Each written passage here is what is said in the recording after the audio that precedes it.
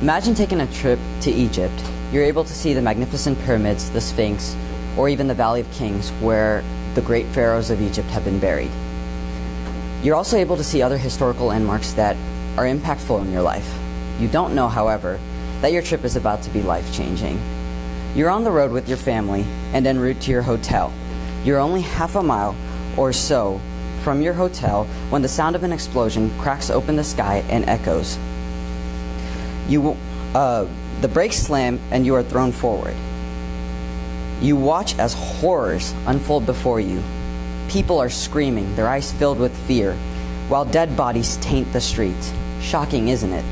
Yet somehow, I lived through it 5 years ago. Reminiscing now on the events that transpired that day, I realize a single act of terrorism can incite an entire political revolution against a government. Not 1 week after my family left Egypt, political instability flooded the nation and the tourism industry was shut down. In the end, the government and innocent lives of Egypt fell to the wrath of terrorism. Hello everyone, my name is Shyam Research, and as a second-year ISM student, I have chosen to pursue strategic intelligence in order to understand how the intelligence community gathers information to prevent their terrorist threats so that I too can create a secure tomorrow. Before I go further in, I would like to first establish the differences between counterintelligence, my original topic, and strategic intelligence. Counterintelligence focus on the thwarting of spying, so if there are field agents that have been put undercover, other foreign entities, nations, they are trying to prevent that spying by exploiting those field agents, by figuring out who is an undercover agent and making sure that they don't steal government secrets. Now, counterintelligence varies between the FBI and the CIA. Within the FBI, it focuses on economic and industrial espionage where you're protecting trade secrets and freezing assets of corporations that are illegally funding terrorism or other illegal activities.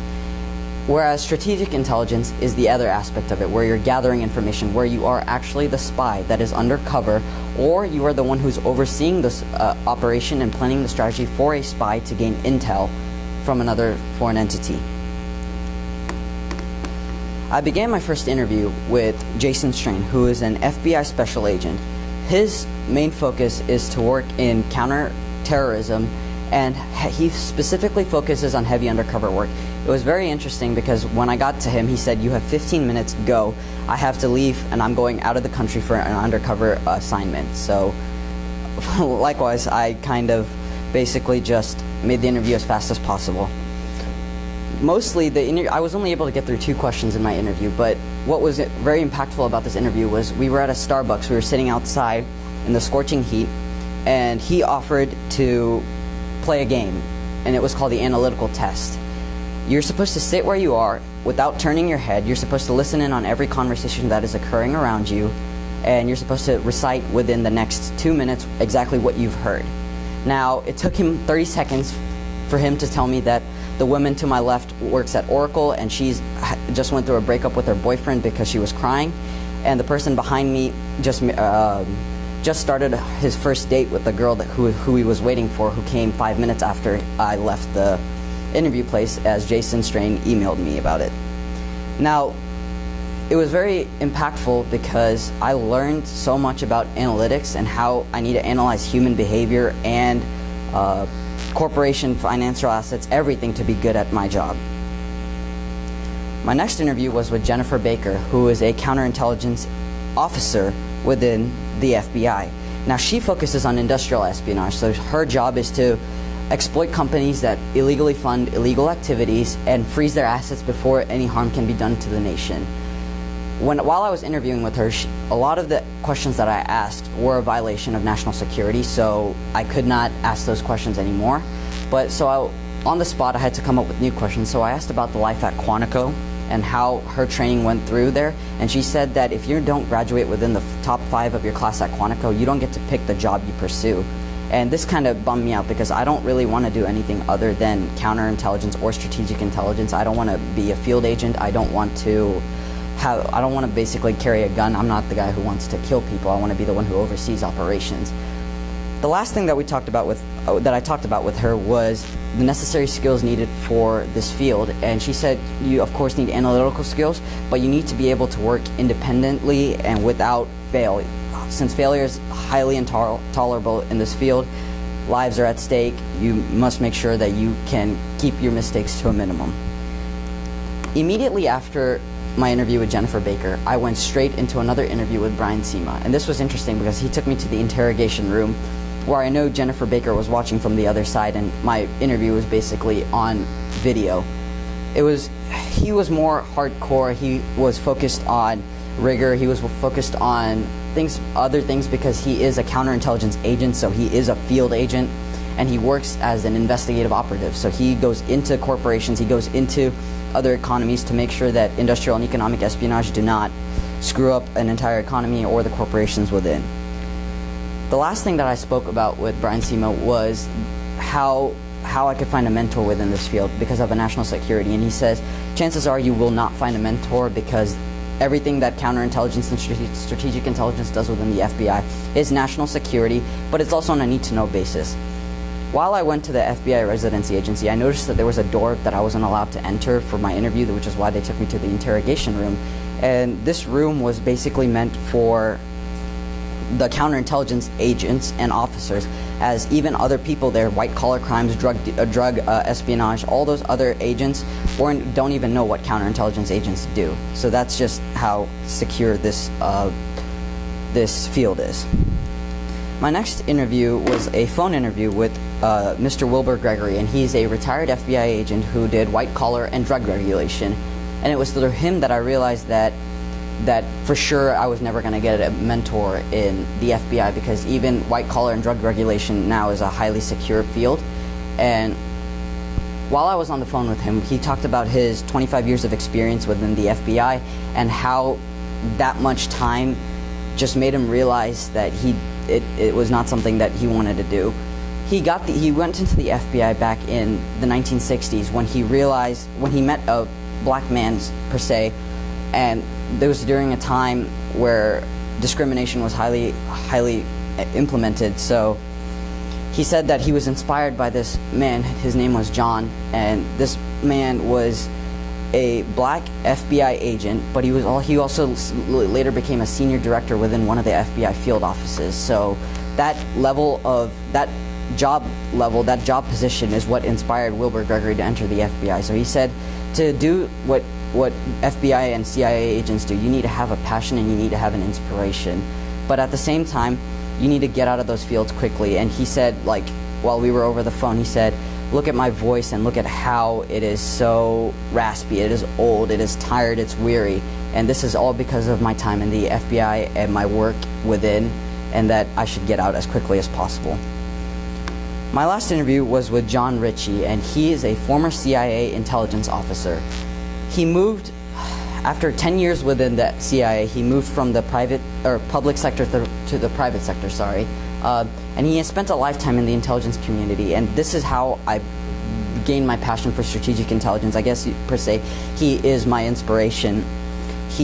What he worked with in the CIA is highly classified, and what he does now is he presents companies with strategic intelligence on the markets that they're expanding into, as well as the government regulations, but at the same time he does do some undercover work for the government, which is why he's private sector government work is what he does. The highlights of my interviews were that failure is not tolerable, everything is on a need-to-know basis, you must have a versatile skill set but also be open to suggestion. You must always have bigger picture thinking. You can't be looking at the smallest details. You also have to be able to understand the bigger picture. And finally, there's limited teamwork. Everything you do within counterintelligence and strategic intelligence is independent work, so all accountability falls on you. My research was more focused on counterintelligence, so I was looking at threat analysis. So threat analysis is where you look at agents that are undercover agents that are trying to exploit governments and trying to sell out secrets, and that's where red team and blue team assessments come in. Red team assessment is the offensive team, and blue teams are defensive teams. While red team, you focus on trying to exploit government, the blue team is trying to protect all secrets possible. And that led me to leadership roles, because if I'm going to be accountable for myself, I need to be able to be a leader and be able to know when to step up and when to back down. And at the same time, this also developed my counterintelligence skills, so I needed to become analytical, strategic, and I needed to have good planning. My UNT trip wasn't as robust as I had hoped it would be, as I was only able to go through finance and leadership courses since my last intro to criminalistics professor wasn't able to come due to a last-minute change of plans. But I was still able to learn a lot from the finance that I took, because if I am to do strategic intelligence, I need to be able to know how to exploit a company's finances. My original work idea is a 3-step process where I will research different cases within the CIA and FBI and select 2 to 3 that were impactful and that have a commonality between them. I will do a red team and blue team assessment version where I will be the red team and my mentor will be a blue team.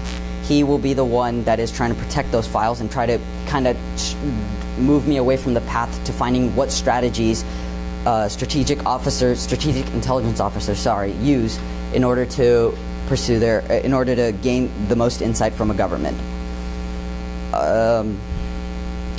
And my final goal from this original work is to create a new strategy, one that is more efficient, takes less time, and puts field agents less at risk when they enter international markets.